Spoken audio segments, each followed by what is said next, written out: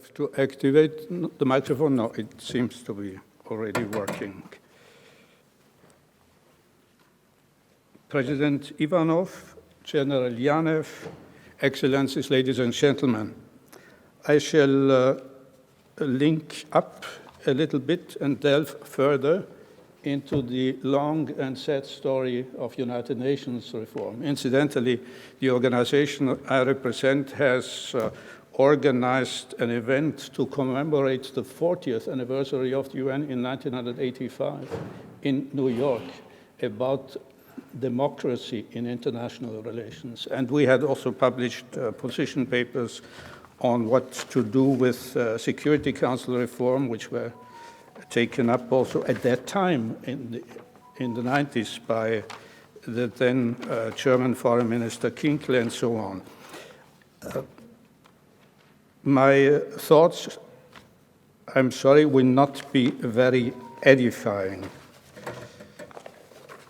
Like the dialogue of civilizations a quarter century ago, multipolarity has now become, one can say, a popular, almost fashionable term used by those who hope for a fair, just, and peaceful world order.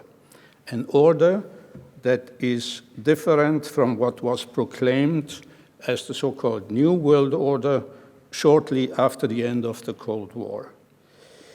It remains to be seen whether, unlike as in the case of the earlier paradigm, belief in multipolarity will be more than a frail hope in this time of major uncertainty where signs of global disorder, even anarchy, I would say, abound. It appears evident that credible and sustainable multilateral strategies and policies can only be conceived of and developed in a genuine multipolar power constellation. That means under conditions of a balance of power which will make any unilateral action much more costly than it has been, for instance, under recent conditions of effective unipolarity in the years after the end of the Cold War. In order to better understand the role of the United Nations in the current historical phase, which many describe as a phase of transition, a brief look at the origin of the organization appears to be in place. In 1945, upon the end of the Second World War, the UN embodied, one may say, the multipolar constellation that resulted from that war. That's always after big conflagrations, also after the First World War, that the organizations unavoidably reflect the state of affairs at that point in time. This was what I would call an exclusive, not inclusive, exclusive form of multipolarity, because the majority of humankind was not represented in the decision-making of the organization. According to the intentions of the founders, only 5 states were given the power to steer the United Nations' coercive actions in matters of international peace and security. Those countries, all but France being sponsors, that means drafters of the Charter, those countries had granted themselves the privilege to veto any resolution of the Security Council except on procedural matters. That means except where it doesn't really matter. As so-called permanent members vested with this authority, they were and still are today able to act as if they were beyond reproach. They enjoy de facto impunity as regards any international use of force in violation of the Charter's explicit prohibition of the threat and use of force. Those countries also can safely ignore the principles laid out in the more recent document of the International Law Commission on responsibility of states for internationally wrongful acts, which were taken note of by the UN General Assembly in 2002. Furthermore, and that is a fact that is overlooked by many, if not most, idealistic observers of the UN, the obligation to abstain from voting when a country is party to a dispute does not apply to resolutions of the Security Council concerning international peace and security. This is very clearly, although obliquely, but anyhow very clearly implied in the provisions of Article 27, paragraph 3 of the Charter, in the fine print, so to speak. Thus, one might say, a fundamental principle of justice, namely, nemo judex in causa sua, no one can be judged in his own cause, does not apply where it counts most, namely in the Council's decisions, as I said, on war and peace.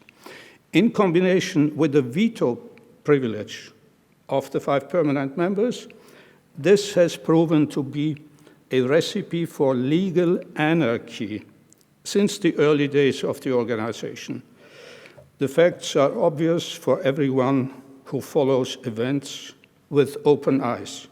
Russia's attack against Ukraine is only the latest of many such actions by permanent members of the Security Council since 1945, whether they were undertaken under a multipolar, bipolar, or unipolar constellation. The difference probably only lies in the frequency of such acts, insofar as in a unipolar context, the hegemon can act more self-confidently and needs to be less worried about repercussions from its acts of armed intervention, invasion, occupation, annexation, and so on.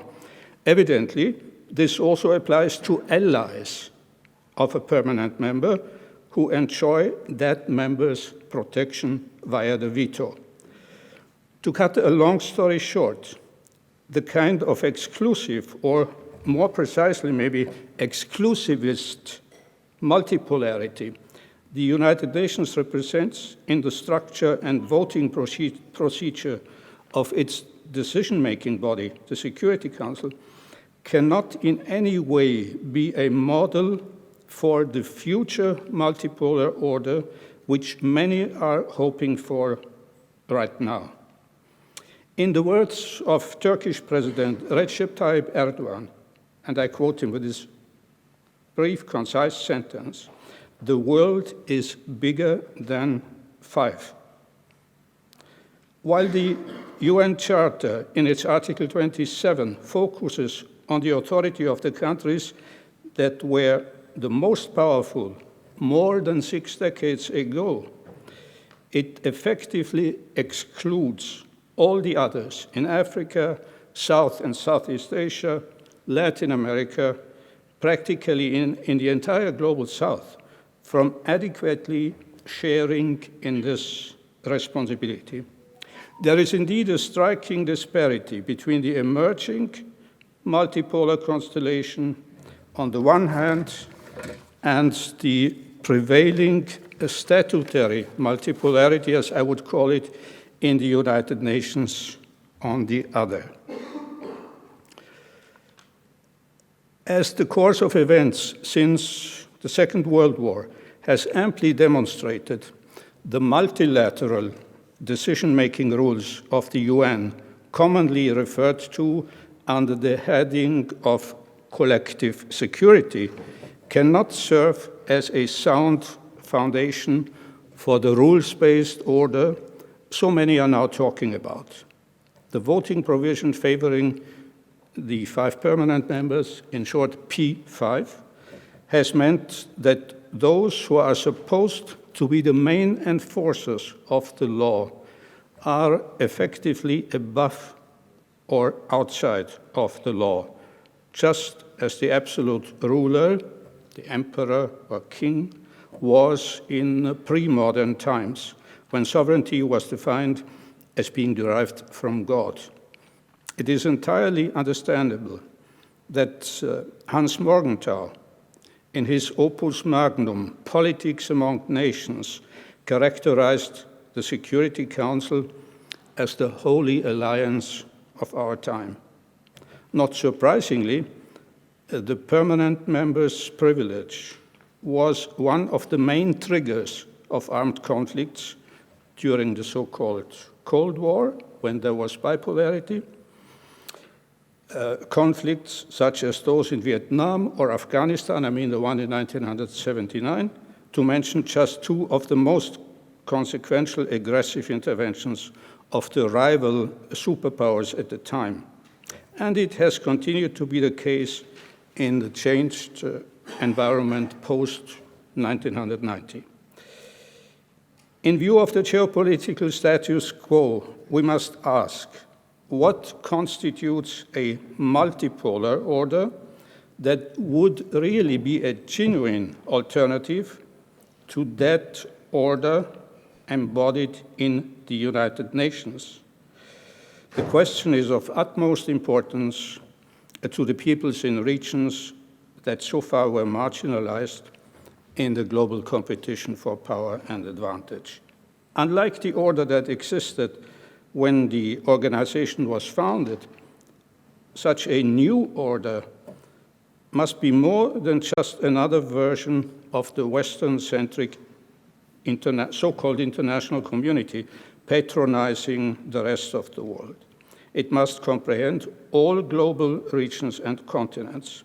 This was also the approach behind the already mentioned establishment of BRICS, consisting of the founding members Brazil, Russia, India, China, South Africa, who are now joined by 6 new members, namely Saudi Arabia, Iran, Ethiopia, Egypt, Argentina, and the United Arab Emirates. On a more regional, namely Eurasian basis, it is also the outlook of the Shanghai Cooperation Organization, SCO. It remains to be seen what impact these semi-institutionalized groups of states will ultimately have on the emergence of a sustainable multipolar balance of power. One must not overlook the fact that deep-rooted, even ancient rivalries between two of the main actors, India and China, might be an open invitation to other global players to exploit the situation in the ancient imperial way, so to speak, of divide et impera, divide and rule. India's simultaneous membership in the 2 just mentioned organizations and in Quad, the quadrilateral security dialogue of India, Australia, Japan, and the United States, clearly illustrates the risks of weakening, if not marginalization, for BRICS as well as the SCO. And this brings me to my final reflections, how can the United Nations remain relevant in this changing global scenario? How can it adapt to a balance of power that, for the first time in history, may include major actors really from all the world, from all continents? To stress it yet again, the organization's charter mirrors the reality of a long-gone era when most of today's member states did not exist as sovereign entities. To avoid marginalization and ultimately irrelevance, the UN's multipolar architecture must be transformed beyond the exclusive bargaining for power among only 5 member states, namely towards a forum that reflects the realities of today. This will require statutory reform that must be more than a facelift, Not merely procedural and administrative, but systemic change needs to be enacted, first and foremost in the Security Council. Accordingly, permanent membership will have to extend to all continents and global regions.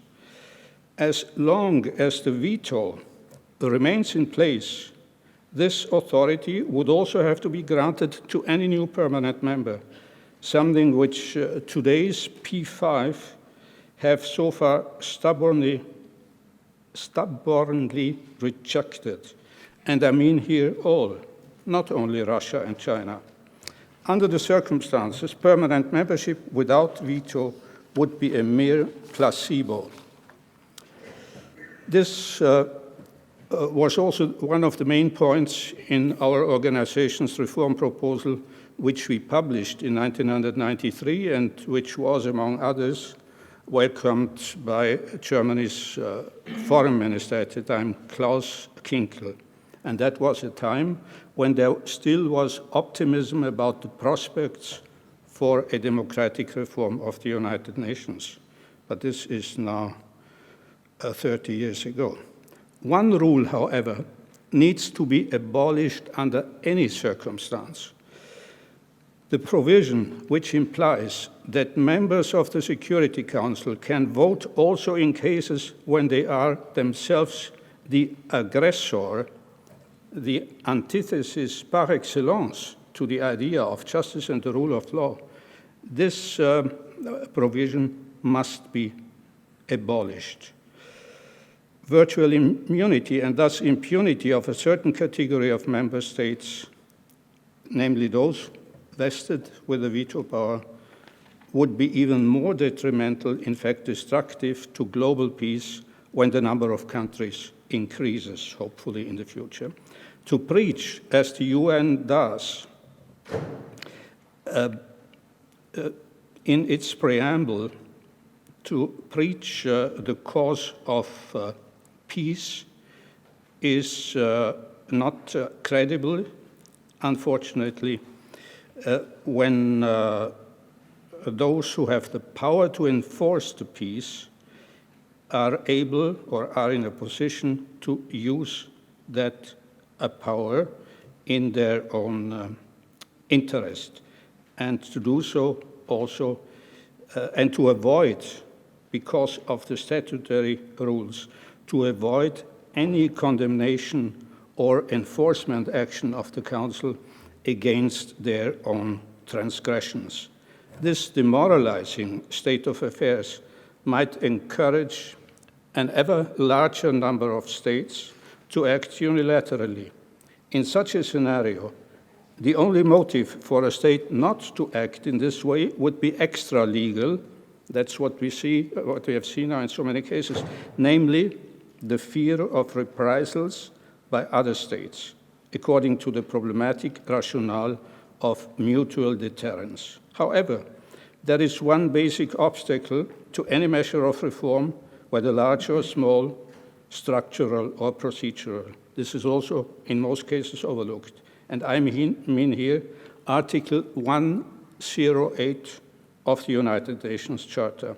Any amendment to the Charter requires the consent of the Security Council's permanent members, the powers of 1945. This sobering fact leaves a shadow over the many proclamations and initiatives for reform, whether they are made in good faith or not. It should not surprise us that all efforts undertaken, as we have witnessed, since the 1990s, early 1990s, by subsequent Secretaries General, including in particular Kofi Annan, and presidents of the General Assembly, have led nowhere. By the way, after having been properly collected and categorized by the permanent representative of Afghanistan to the UN, who was assigned this task, the reform proposals have effectively been shelved in the UN archive. And I'm glad to hear that now there is an initiative to deal again with this issue. So to sum it up on a sober note, claiming to secure peace through granting impunity to a few powerful states, those with the largest military potential, is based on self-contradictory reasoning. If the international community does not face up to this predicament, the multipolar order of the future will forever remain a noble idea, and international legitimacy will continue to be sacrificed on the altar of old-fashioned realpolitik. The kind of approach the victorious powers of the Vienna Congress of 1815 claimed to have overcome. As we know now, they never honestly tried, just as their successors after the world wars of the 20th century. Thus, the $64,000 question still waits to be answered, namely, is there any honest and at the same time workable solution beyond power politics? The tenacity, what may be assured, however, is that the tenacity of power can only be ignored at the peril of us all. Idealism, to be credible, needs to be based or needs to be backed up by a dose of realism. Thank you for your attention.